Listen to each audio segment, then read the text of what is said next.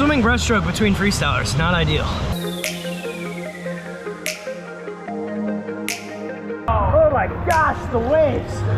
The tidal wave. Just surfing your wave. Good morning, everyone. It is 6:31 a.m. this fine Sunday morning. That's right, you heard me correct. Sunday morning. We are training not once, but twice on a Sunday. Here in our area of America, middle of Indiana, we are in the direct line of the solar eclipse, which is happening tomorrow. And so Monday has basically become kind of like a holiday. Everything is gonna be closed. So we're doing our normal Monday training on Sunday, and everybody's taking Monday off. It's gonna be cool. It's gonna be like a big holiday. We're gonna get to see kind of a once in a lifetime eclipse, which is pretty sweet. Lights aren't even on yet, and there's 0 lane lines in the pool, so that'll be fun. There will be a bit of extra work for us this morning. I think the only time I've ever done a double swim on a Sunday is at training camp before a World Championships, or definitely before the Olympics. So it's been a while. I was given the option of doing a 90-minute workout this morning and then a 2-hour workout this afternoon, or one 3-hour workout this morning. So I am now doing a 3-hour workout this morning instead. Probably around 8,000 yards, guess. It'll be good. Is that fast enough for you, John? Yeah. We've made it to the last set. Right there. 3 heavy pulleys with equipment. 3 fast 25s on a minute, which is a lot of rest, which at this point is nice and needed. We are 7,500 yards into practice. My lane mate Casey right there is a 49, 50-point, 100-yard backstroke, Big Ten Conference champion, and I'm gonna race her in a 25 backstroke. I don't know if I can beat her right now. I don't know. Hope the battery doesn't die. There's not much left. Oh, jumping close. Oh, 7, who won? 3. Who won? 14, Oh, 4, so- she got you. No! Good job. Okay, all right, yeah. Nailed it. It is almost 10 a.m. That was just under 3 hours of swimming. And I feel very accomplished. I feel like if I'm lazy the rest of the day, I earned my laziness. Now I've got something I want to share with you all. Great Britain's swimming Olympic trials wrapped up about a week ago. And out of all the amazing swims that happened over there, out of all the news stories, there's one thing that excited me and made me happier than anything else. And we have got to talk about it. The great Adam Peaty is back. The comeback is alive, and I'm super thrilled. At the British trials, Peaty qualified for his 3rd Olympic Games in the 100-meter breaststroke with a time that puts him #1 in the world this year. First time going 57 seconds again since I believe the last Olympics, which was awesome. One of the biggest questions in the swimming world is how is Adam gonna perform this summer at the Olympic Games? He has very publicly stated that the three-peat, winning 3 Olympicses in a row, is the major goal. However, the last few years have been a bit rocky. He hasn't been very consistent, and quite frankly, he just hasn't been really all that fast. Now, you'll remember just a few months ago in February, we had the rescheduled Swimming World Championships in Doha, and Peaty won the bronze medal with a 59.0, which was awesome to see him win a medal again, getting on the podium again.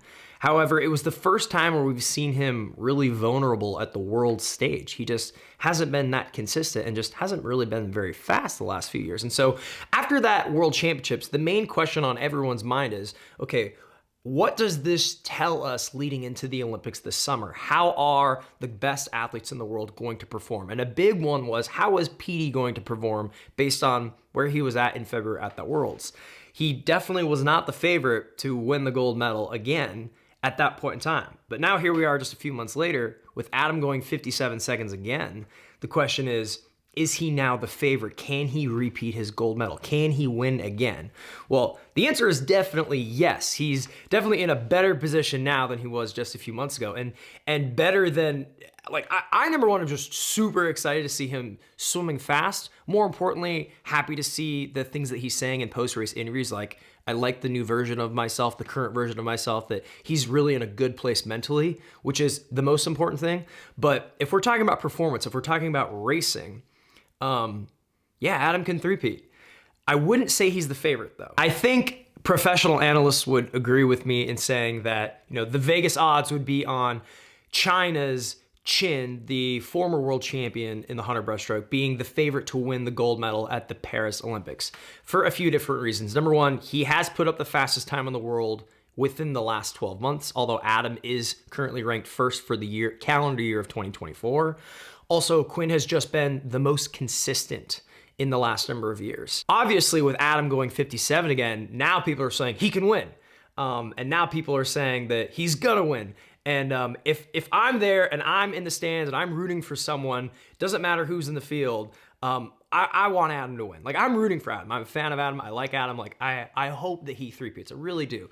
The reality of the situation is people need to realize that three-peating a gold medal in an event is so astronomically rare. Like, it's only happened just a small, like the percentage chance of that happening is so rare. But Adam has now positioned himself to, it's possible, like it could happen. But I don't think, even though he is the reigning defending Olympic champion, he is not the favorite. He is still, in my opinion, a little bit of an underdog just because he has not been very consistent the last number of years. And for the first time in Adam's career, we've seen him vulnerable. And what I mean by that is, for the first time in his career, we've seen him show up, step on the blocks for a final at the World Championship level and not perform the way that he would have liked, and not go faster. Like, in fact, go slower in the final than a time that he had gone previously. At the most recent World Championships, the time he went in semifinals was over half a second faster than what he did in the final. So when I say what I mean by him being vulnerable is, it's the first time in his career where we've seen him underperform when the spotlight is on and the moment is there for the taking.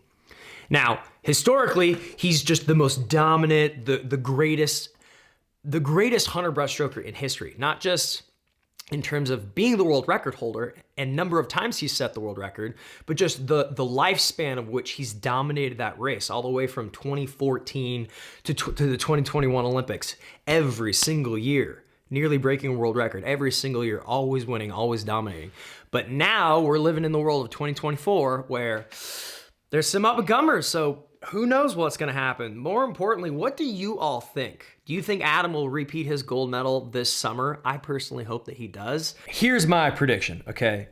If Chin goes faster, if he goes a lifetime best time, he wins the race.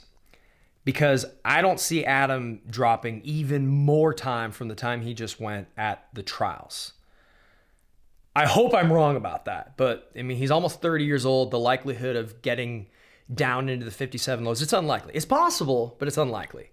So if Chin goes faster, I think he wins. However, my prediction, I think we're gonna get a 57-6, 57-7 kind of swim out of both Adam and Quinn. I think it's gonna be really close, and I think Adam's gonna clinch the win. At the end of the day, we just want an exciting race to watch. But if you're asking me right now, like, what's gonna happen? Well, ultimately, I think the Adam Peaty fans just hope that Chin doesn't continue to get faster, which he certainly could.